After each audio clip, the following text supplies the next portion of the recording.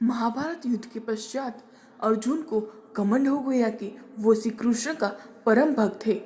श्री कृष्ण ने अर्जुन के अभिमान का मर्दन करने के लिए एक लीला रची। श्री कृष्ण अर्जुन को लेकर एक साधु के वेश में राजा मोरध्वज के महल में पहुंचे। भगवान एक शेर को अपने साथ ले गए। राजा मोरध्वज भगवान विष्णु के परम भक्त थे। वो बहुत दानी थे और साधु संतों की हर प्रकार से सेवा करने वाले थे। जब राजा मोरध्वज को पता चला कि दो साधु एक शेर के साथ उनके द्वार पर आए हैं, वो दौड़े गए और उनका स्वागत किया। श्री कृष्ण ने कहा कि महाराज, हम आपका आतिथ्य तभी स्वीकार करेंगे यदि आप मेरी एक शर्त माने। श्री कृष्ण कहने लगे कि मेरा ये शेर नर पक्षी है, यह केवल बच्चों का मांस ही खाता है। अगर तुम किसी बच्चे का मांस खिला सको तभी हम तुम्हारा आतिथ्य स्वीकार करेंगे।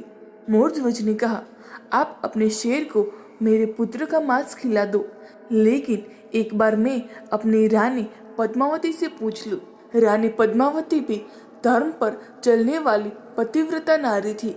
रानी पद्मावती ने कहा कि स्वामी, आपके आन के लिए एक तो क्या कई पुत्र कुर्बान। श्री कृष्ण ने शर्त रखी कि एकलौते पुत्र को आरे से चीर कर उसका मांस मेरे भूखे शेर को खिलाएंगे, लेकिन आरे से चीरते समय आंखों में आंसू नहीं बहने चाहिए। दोनों ने श्री कृष्ण की शर्त मान ली। अर्जुन का मन विचलित हो रहा था कि श्री कृष्ण ऐसा क्यों कर रहे हैं। अब साधुओं को भोजन परोसा जाने लगा। पति पत्नी अपने पुत्र को आरे से चीरने लगे तो रानी पद्मावती की आंखों से आंसू आ गए, जिसे देख साधु के वेश में श्री कृष्ण क्रोधित हो गए। रानी पद्मावती कहने लगी कि ये आंसू इसलिए है कि भगवान ने हमें हजारों पुत्र दिए होते ताकि आपके शेर को कहीं भटकना नहीं पड़ता। हम हर रोज आपके शेर को भोजन दे देते। इतनी दानवीरता देखकर अर्जुन का घमंड टूट रहा था।